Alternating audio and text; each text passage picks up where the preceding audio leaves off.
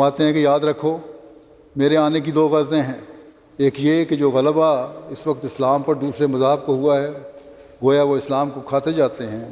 اور اسلام نہایت کمزور اور یتیم بچے کی طرح ہو گیا ہے۔ اس وقت خدا تعالیٰ نے مجھے بھیجا ہے تاکہ میں ادیان باطلہ کے حملوں سے اسلام کو بچاؤں، جو جھوٹے دین ہیں ان سے اسلام کو بچاؤں، اسلام کے پرزور دلائل اور صداقتوں کے ثبوت پیش کروں، اور وہ ثبوت علاوہ علمی دلائل کے انوار اور برکات سماوی ہیں جو ہمیشہ سے اسلام کی تائید میں ظاہر ہوتے رہے ہیں۔ اب تم کہتے ہو کہ زمانہ مسیح کو نہیں پکار رہا، زمانہ تو اسلام کی حالت اور دشمنوں کے حملے دیکھ کر خود پکار رہا ہے۔ فرمایا کہ ایسی حالت میں ضروری تھا کہ اسلام کا بول بالا کیا جائے، بس اس غرض کے لیے خدا تعالیٰ نے مجھے بھیجا ہے، اور میں یقیناً کہتا ہوں